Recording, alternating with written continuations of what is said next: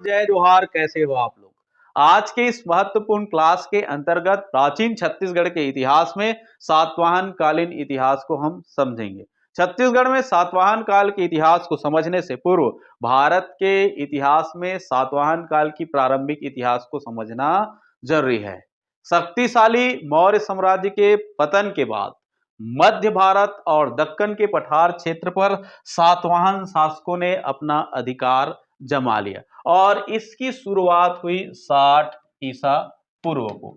60 ईसा पूर्व में सुशर्मा जो अंतिम कणवंश शासक थे उसके सामंत को, सुशर्मा के सामंत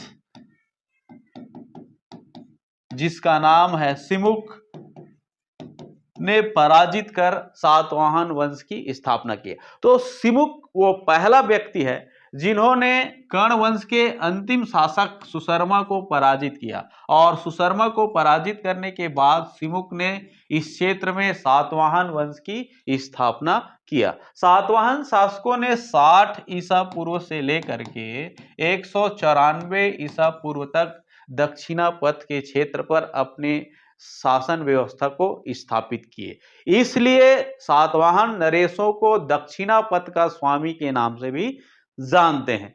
अब देखते हैं छत्तीसगढ़ में इसका क्या प्रभाव पड़ा, छत्तीसगढ़ के भूभाग पर क्या प्रभाव पड़ा। उस समय दक्षिणापथ के हिस्से के रूप में छत्तीसगढ़ भी आता था, दक्षिण कौशल का भी हिस्सा आता था। इसलिए निश्चित रूप से सातवाहन शासकों के आधिपत्य में छत्तीसगढ़ का भूभाग भी रहा। तो अब देखते हैं दक्षिण कौशल में सातवाहन काल। तो सर्वप्रथम शुरुआत करते हैं साम्राज्य विस्तार से। तो गौतमी पुत्र पहले सातवाहन नरेश है जिन्होंने दक्षिण कौशल और कलिंग क्षेत्र पर अपना नियंत्रण स्थापित किया। तो कौन सा सातवाहन शासक है जिन्होंने सर्वप्रथम दक्षिण कौशल और कलिंग क्षेत्र पर अपना प्रशासनिक नियंत्रण स्थापित किया?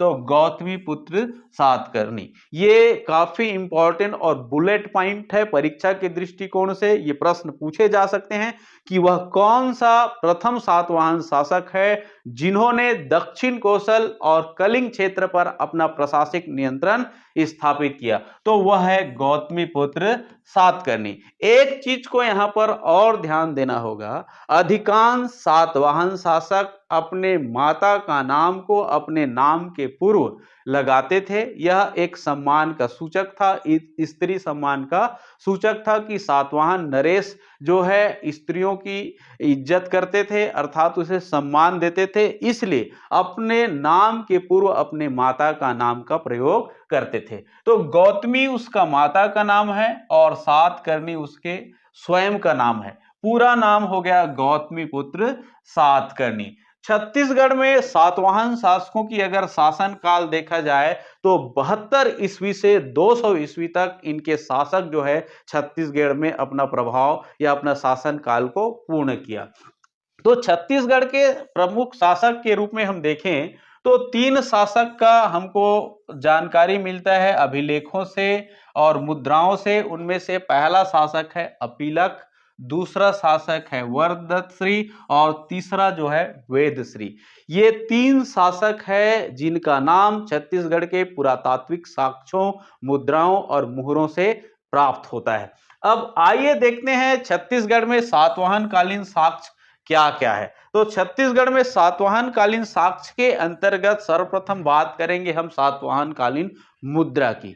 तो सातवाहन काल के जो मुद्रा है प्रमुख रूप से बालपुर, शक्ति और मल्हार से प्राप्त हुआ है। बालपुर जो है शक्ति जिला के अंतर्गत आता है और मल्हार जो है बिलासपुर जिला के अंतर्गत आते हैं। ये दोनों ही स्थल से सातवाहन कालीन अपीलक के मुद्रा प्राप्त हुआ। राजा अपीलक का जो मुद्रा है 2 स्थानों से प्राप्त हुआ है, एक बालपुर शक्ति जिला से और दूसरा मल्हार बिलासपुर से। अब देखते हैं रोमन कालीन मुद्रा भी प्राप्त हुआ है। सातवाहन काल के समय में रोम के साथ अर्थात प्रथम शताब्दी में भारत और रोम का व्यापार काफी महत्वपूर्ण था, काफी चरम सीमा पर था। इसलिए देश के बहुत सारे हिस्सों पर रोमन कालीन मुद्रा प्राप्त हुआ है। खास करके सातवाहन काल के समय में भारत और रोम का जो व्यापार है वो चरम अवस्था पर था। इसीलिए रोमन कालीन मुद्रा हमको छत्तीसगढ़ के चकरबेड़ा बिलासपुर से प्राप्त हुआ है, जो इस बात का सूचना देता है कि छत्तीसगढ़ में निश्चित रूप से सातवाहन शासकों का अधिकार रहा है, उनकी शासन व्यवस्था स्थापित रही है। आगे देखते हैं अन्य जो पुरातात्विक साक्ष्य है उसमें है एक महत्वपूर्ण कास्त स्तंभ, जिसे किरारी गोढ़ी के कास्त स्तंभ के नाम से जाना जाता है। 1921 में इस कास्ट स्तंभ की खोज हुई किरारी ग्राम से। किरारी ग्राम की तालाब से इसे प्राप्त किया गया और ये किरारी ग्राम किस जिले के अंतर्गत है? वर्तमान में यह शक्ति जिला के अंतर्गत आता है। तो यहीं से एक कास्ट स्तंभ प्राप्त हुआ है, जो जिसे हम सातवाहन कालीन मानते हैं। और इस कास्ट स्तंभ की भाषा जो है, इसमें जो लेख है वो प्राकृत भाषा है और इसमें कुछ सातवाहन कालीन पदाधिकारियों के पद के बारे में जानकारी मिलता है। अर्थात सातवाहन कालीन प्रशासनिक व्यवस्था उसके कुछ पदाधिकारी के नाम इस कास्त स्तंभ में वर्णित है, जिनकी भाषा प्राकृत है। और इसको कहां से प्राप्त किया गया है? किरारी ग्राम, शक्ति जिला। वर्तमान में इस कास्त स्तंभ को महंत घासीदास संग्रहालय रायपुर में सुरक्षित करके रखा गया है। अब देखिए कि कास्ट स्तंभ के बाद अगला पुरातात्विक साक्ष्य देखते हैं, वो महत्वपूर्ण है शिलालेख। और इस शिलालेख की प्राप्ति गुंजी दमोदरहा से प्राप्त हुआ है, जो शक्ति जिला के अंतर्गत आता है, जिसे नाला चट्टान के लेख के रूप में जानते हैं। किसके रूप में जानते हैं? नाला चट्टान के लेख के रूप में जानते हैं। और इस लेख की भाषा प्राकृत है। प्राकृत भाषा सातवाहन काल में चलने वाला आम जनमानस की भाषा थी। अधिकांश लेख प्राकृत भाषा में सातवाहन काल में लिखे जाते थे।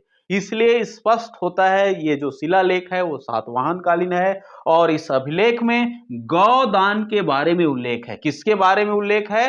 गौदान के बारे में उल्लेख है। सातवाहन शासक कुमार वरदत्त श्री ने 1000 गायों को ब्राह्मणों को दान में दिए थे, इस लेख से पता चलता है।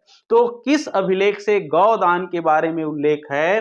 तो गुंजी के शिलालेख से, जिसे नाला चट्टान के लेख भी कहते हैं। और किस सातवाहन शासक के हैं? कुमार वरदत्त श्री है। आगे देखते हैं तांबे के आयताकार सिक्के। और तांबे का आयताकार सिक्कों का समीकरण जो है सातवाहन काल से जोड़ करके देखते थे, क्योंकि उस समय उनका प्रचलन सातवाहन काल में इसका व्यापक रूप से होता था। ये ईसा पूर्व दूसरी शताब्दी के माने जाते हैं ये तांबे के आयताकार सिक्के। और इस तांबे के आयताकार सिक्के में स्त्री, हाथी और नाग का चित्र का वर्णन है, जो काफी महत्वपूर्ण प्रश्न बन सकता है कि तांबे का आयताकार सिक्के जो है किसके शासनकाल के माने जाते हैं? सातवाहन कालीन माना जाता है। और इन सिक्कों में स्त्री, नाग और हाथी का चित्र अंकन है। अब अगला पुरातात्विक साक्ष्य के रूप में देखते हैं मिट्टी के मुहर। मिट्टी के मुहर जो है मल्हार से प्राप्त हुआ है। और इस मुहर में सातवाहन शासक का लेख अंकित है, वेदश्री लेख अंकित लिखा हुआ है इस मिट्टी के मुहर में। इससे पता चलता है कि यह सातवाहन कालीन अवशेष है। लेख युक्त प्रतिमा प्राप्त हुआ है बूढ़ी खार से। कहां से प्रतिमा प्राप्त हुआ है? बूढ़ी खार। और बूढ़ी खार किस जिले के अंतर्गत आता है? बिलासपुर जिले के अंतर्गत आता है। और ये लेख युक्त प्रतिमा में राजा वेदश्री अर्थात सातवाहन कालीन राजा वेदश्री के बारे में जानकारी मिलता है। तो बूढ़ी खार के जो प्रतिमा लेख है, जो विष्णु के चतुर्भुज प्रतिमा के रूप में जाना जाता है, उसमें एक लेख लिखा हुआ है। और उस लेख में किसके बारे में जानकारी मिलता है? राजा वेदश्री। और राजा वेदश्री कौन है? सातवाहन कालीन एक शासक। तो विष्णु जी का चतुर्भुज प्रतिमा जो है बूढ़ी खार से प्राप्त हुआ है, जो लेख युक्त प्रतिमा है, यह सातवाहन कालीन माना जाता है। और इसी लेख युक्त प्रतिमा में प्रभावती और भारद्वाज नामक 2 स्त्रियों के बारे में जानकारी मिलता है। किस अभिलेख से 2 स्त्रियों के बारे में जानकारी मिलता है? तो विष्णु की चतुर्भुज प्रतिमा है, उसमें प्रभावती और भारद्वाज नामक 2 स्त्रियों के बारे में जानकारी हमको प्राप्त होता है। इसके बाद देखते हैं क्षत्रप सिक्के। क्षत्रप सिक्के का समीकरण भी सातवाहन काल के माने जाते हैं, अर्थात पश्चिम भारत में क्षत्रपों का शासन था जो सातवाहन काल के समकालीन थे। शक क्षत्रपों का शासन था, यवन राजाओं का शासक था, और इनका सिक्का आरंग से प्राप्त हुआ है। तो ये इस बात की जानकारी देता है कि ये भी सातवाहन काल के समकालीन सिक्के माने जाते हैं। अब देखते हैं संघाराम। संघाराम के बारे में जानकारी वेनसांग के यात्रा विवरण से पता चलता है। वेनसांग अपनी यात्रा विवरण सियुकी नामक किताब में करता है और उस विवरण के अनुसार से छत्तीसगढ़ के दक्षिण कौशल के समीप जो 5 मंजिला एक संघाराम का निर्माण किया गया था, और इस संघाराम में नागार्जुन जो बौद्ध भिक्षुक था उसका निवास स्थल था। किसका? बौद्ध भिक्षु के लिए एक 5 मंजिला संघाराम का निर्माण कहाँ किया गया था? दक्षिण कौशल की राजधानी के समीप के पास। तो दक्षिण कौशल की राजधानी के समीप 5 मंजिला एक संघाराम का उल्लेख किसके यात्रा विवरण में मिलता है? तो वेनसांग की यात्रा विवरण में इसके बारे में जानकारी होती है। और इसी समय में एक भूगोलवेत्ता है, टालमी मिस्र का है, उन्होंने छत्तीसगढ़ की ओर अपना प्रवास किए थे। अर्थात जिस समय छत्तीसगढ़ में सातवाहनों का शासन था, तो उसी समय में प्रथम शताब्दी में टालमी नामक एक भूगोलवेत्ता जो मिस्र के हैं, उन्होंने अपना प्रवास छत्तीसगढ़ में किए थे। आज का वीडियो काफी इंफॉर्मेटिव है। ऐसे ही इंफॉर्मेटिव वीडियो मैं अपने यूट्यूब चैनल पर लेकर आता रहूंगा। जय हिंद, जय भारत।